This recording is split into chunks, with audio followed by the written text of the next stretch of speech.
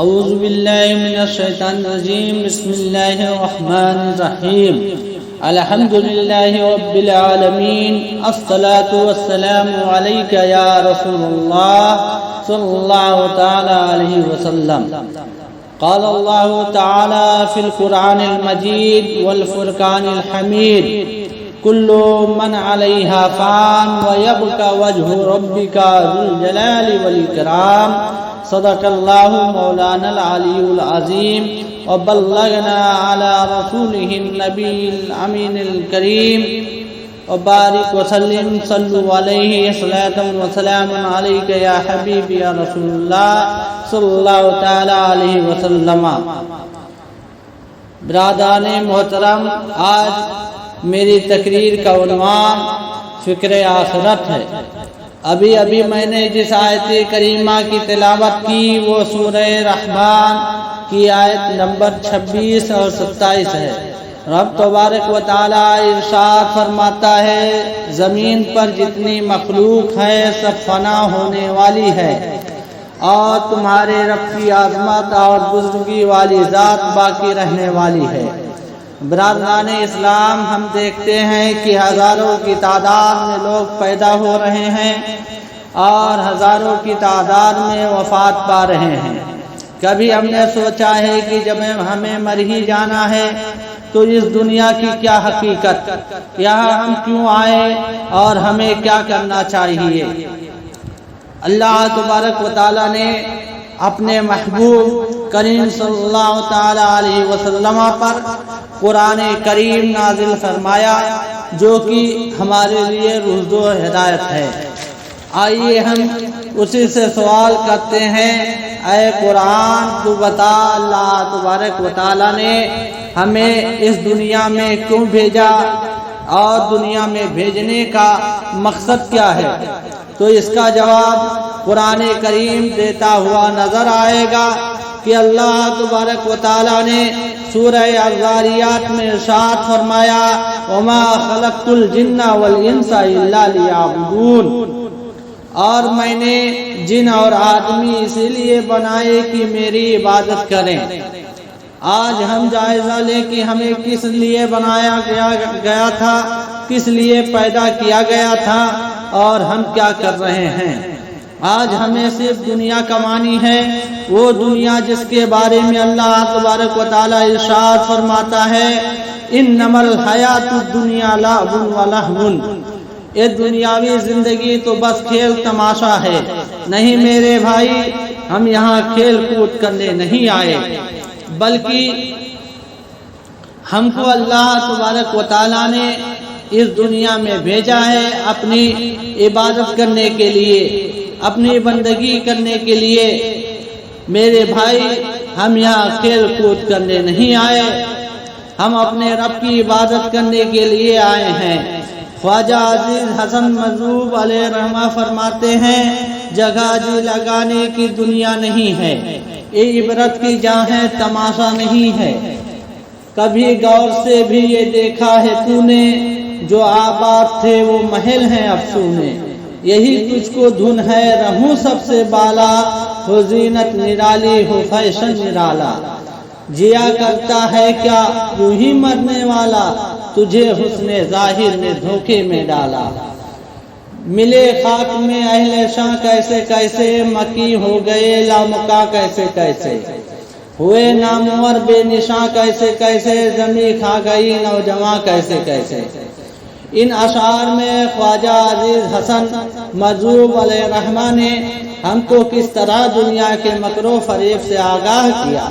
ہم یہاں رہنے نہیں آئے، ہمیں یہاں سے جانا ہے، اور جس کو جانا رہتا ہے وہ غفلت میں نہیں سوتا۔ میرے بھائی، خدا را اللہ کو یاد کرو، نماز پڑھو، یاد کرو قیامت کا دن جب زمین تابے کی ہوگی، آسمان کا سورج جو ابھی ہم سے لاکھوں میل دور ہے وہ سوانیزے پر ہوگا، اور سورج ابھی اپنی پیٹھ کے بل ہے اور اتنی گرمی پھیلا رہا ہے کہ مئی جون کے مہینے میں لوگوں کی حالت خراب ہو جاتی ہے اور اے سی کولر وغیرہ کے بغیر رہنا دشوار ہو جاتا ہے۔ उस दिन सूरज अपने मुंह के बल होगा, लोग पसीनों में सराबोर होंगे। कुरान पाक क़यामत के हालात व फितन बयान करता है।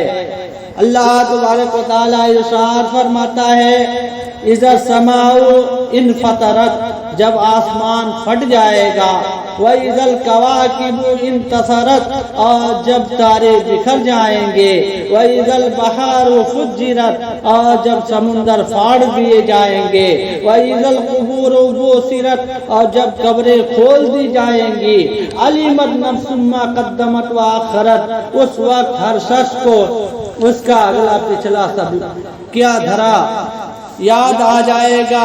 या अय्युहल इंसानु मा गर्रका बिरब्बिकल करीम अल्लज़ी खलक़का, ऐ इंसान की चीज ने तुझे अपने उस रब्बे करीम की तरफ से धोखे में डाला जिसने तुझे पैदा किया।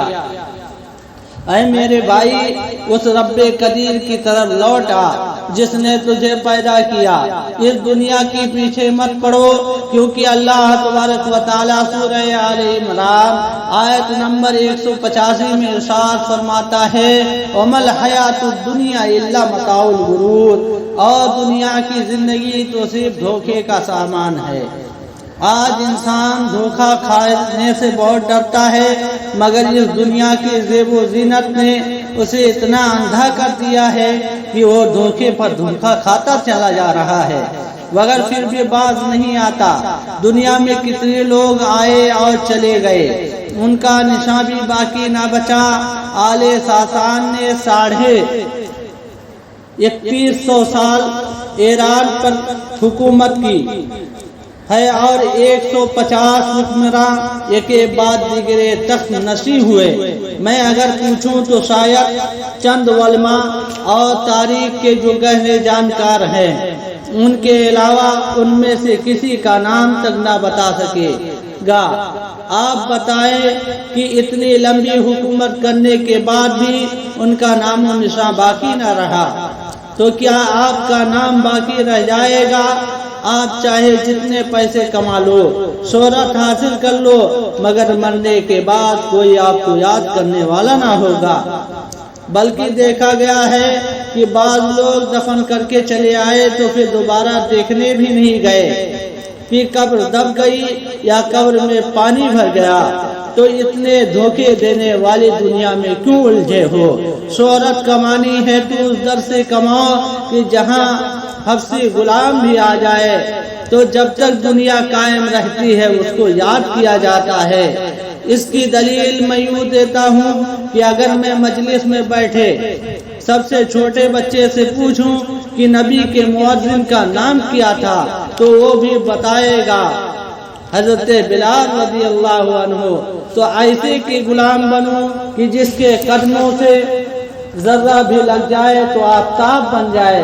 शायर कहता है, न दुनिया की मुझे ख्वाहिश न उक़बा की तमन्ना है, मुझे अपना बना लीजिए खुदारा या रसूल अल्लाह।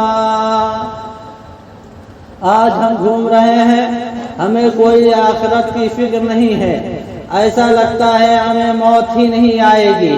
दुनिया में इम्तिहान होते हैं और पता रहता है कि 3 घंटे में जो हम लिखेंगे उसके मुताबिक नंबरात फला तारीख को आएंगे, और उस इम्तिहान में हमको यकीन रहता है कि मेरे जवाब दिए हुए के मुताबिक कम अज कम इतने नंबरात आ जाएंगे जिससे मैं इम्तिहान में पास हो जाऊंगा। मगर मौत कब आएगी, कितने घंटे बचे हैं, हमें मालूम नहीं।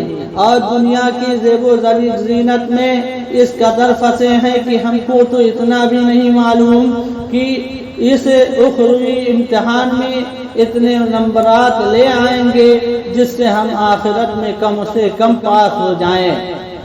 फिर भी इस दुनियावी इम्तिहान के लिए इतनी तैयारियां करते हैं लोग, कोचिंग सेंटरों में जा जाकर तैयारी करते हैं और इस दुनिया फानी के इम्तिहान में कामयाब होते हैं जो चंद रोज़ा है। ऐ मुसलमानों, तुम्हें किस चीज़ ने गफलत में डाला? آئیے اپنے اکابر کی زندگیوں کا مطالعہ کریں تو ہمیں پتہ چلے گا کہ وہ اپنی آخرت کی کتنی فکر کرتے تھے۔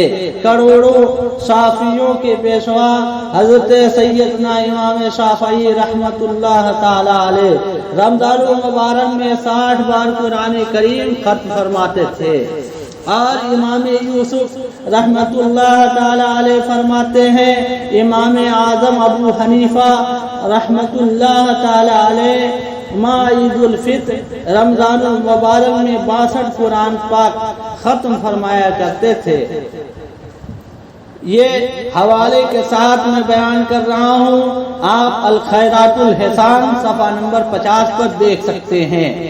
اور فرماتے ہیں جب اللہ تبارک و تعالی پوچھے گا کیا لایا ہے، امام اعظم علیہ الرحمہ یہ فرما رہے ہیں کہ جب اللہ تبارک و تعالی پوچھے گا کیا لایا ہے، کہوں گا پروردگار عالم گناہگار ہوں، بوڑھا ہو گیا ہوں، داڑھی کے بال سفید ہو گئے ہیں، اے اللہ تیرا فرمان ہے کہ سفید داڑھی والوں کو عذاب دیتے ہوئے مجھے شرم آتی ہے، مولا معاف کر دے، ایسے لوگ ہوتے تھے پہلے کے، اتنی نیکیاں کرنے کے باوجود بھی اپنے آپ کو گناہگار سمجھتے تھے۔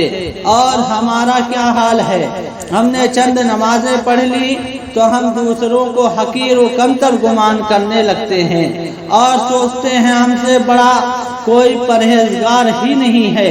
ایک عابد تھا، اس نے اتنی عبادت کی تھی کہ اس کے پاس گناہ ہی نہ تھے، اللہ کے حضور حاضر کیا گیا، رب نے فرمایا جا میں تجھے اپنے فضل سے معاف فرماتا ہوں۔ وہ عابد کہتا ہے اے مولا اگر تو عدل کرے تب بھی میں جنت میں ہی جاؤں گا۔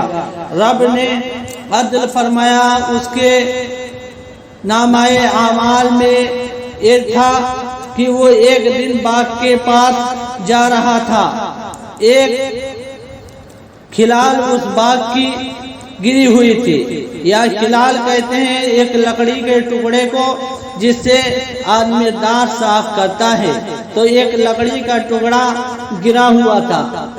اس عابد نے اس کو اٹھا کر کھلال کیا اور اس لکڑی کو جیب میں رکھ کر چلا گیا۔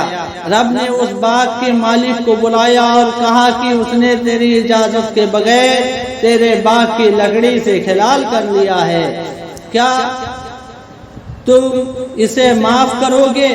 کیا اس کی نیکیاں لوگے یا اس کو ویسے ہی معاف کر دو گے؟ اس باغ کا مالک بہت گناہگار تھا، اس نے کہا مجھے اس کے بدلے اس کی نیکیاں چاہیے۔ اب عابد کے پاس نیکیاں رہی نہیں گئی اور اللہ تعالیٰ کے عدل سے وہ جہنم میں گیا۔ تو ہم کو اپنی نیکیوں پر تکبر نہیں کرنا چاہیے میرے بھائی، کیا پتہ ہمارے کسی خطا کے سبب وہ ختم کر دی جائیں۔ آج ہم ہنستے مسکراتے بہت ہی مزے سے زندگی گزار رہے ہیں۔ روئی بن حراس جلیل القدر تابعی ہیں، ان کے بھائی تھے ربی بن حراس، یہ ساری زندگی ہنسے نہیں، فرماتے تھے کیا خبر میرا انجام کیا ہوگا۔ جب آپ کا انتقال ہوا تو آپ سے آپ کے بھائی نے غسل دینے والے کو بلایا، وہ غسل دینے داخل ہوا تو فوراً باہر آ گیا، کہا اتنی جلدی؟ کہا تیرا بھائی بڑا عجیب ہے، ہم اسے غسل دیتے ہیں یہ مسکراتا ہے۔ کہا میرے بھائی نے قسم کھائی تھی جب تک اچھا انجام نہیں دیکھوں گا نہیں مسکراؤں گا۔ اب اگر وہ مسکرا رہا ہے تو اس کا مطلب یہ ہے کہ اس نے اپنا انجام خیر دیکھ لیا۔ اقبال نے کہا تھا اور تجھے اللہ کے بندے کی نشانی بتاؤں، جب موت آتی ہے تو اس کے ماتھے پر ندامت نہیں ہوتی بلکہ اس کے لبوں پر کامیابی کی مسکراہٹ ہوا کرتی ہے۔ جب لوگوں نے سنا تو طرح طرح کی باتیں کرنے لگے، کہنے لگے بھلا مرنے کے بعد بھی کوئی مسکراتا ہے؟ کچھ نے کہا سنی سنائی باتیں نہیں باتیں ہیں، تو کچھ نے کہا بڑا نیک بندہ تھا، لوگوں کا ہجوم امڑ پڑا، اتنے میں غسل دے کر چارپائی پر لٹا کر کفن بھی دیا جا چکا تھا۔ اس سے پہلے کہ کوئی جا کر کچھ سوال پوچھتا، ربیع نے آنے والوں کو مخاطب کرتے ہوئے ہاتھ کفن سے نکال کے کہا، السلام علیکم۔ لوگوں نے کہا، وعلیکم السلام، بڑی عجیب بات ہے کہ تم مرنے کے بعد بھی کلام کرتے ہو۔ کہا، ہاں میں مرنے کے بعد بھی باتیں کرتا ہوں۔ لوگوں نے کہا، بتا تیرے رب نے تیرے ساتھ سلوک کیا کیا؟ کہا، اس کے قدرت والے چہرے پر کوئی غصہ نہیں تھا، اس نے روح و ریحان کے پھولوں میں روح و ریحان کے پھول میرے گلے میں ڈالے۔ اللہ تعالیٰ قرآن میں ارشاد فرماتا ہے، سورہ النجم آیت نمبر 128، من عمل صالحا من ذکر او انثی وهو مؤمن فلنحیینہ حیاۃ طیبہ۔ جو مرد یا عورت نیک عمل کرے اور وہ مسلمان ہو تو ہم ضرور اسے پاکیزہ زندگی عطا کریں گے۔ برادران ملت اسلامیہ، اللہ تبارک و تعالیٰ سے دعا ہے کہ اللہ تبارک و تعالیٰ ہمیں عمل خیر کرنے کی توفیق عطا فرمائے اور ہمیں اپنے آخرت کے انجام کی فکر کرنے کی توفیق عطا فرمائے اور آپس میں محبت کرنے کی توفیق عطا فرمائے اور صراط المستقیم پر گامزن فرمائے۔ وما علینا الا البلاغ۔ السلام علیکم ورحمۃ اللہ۔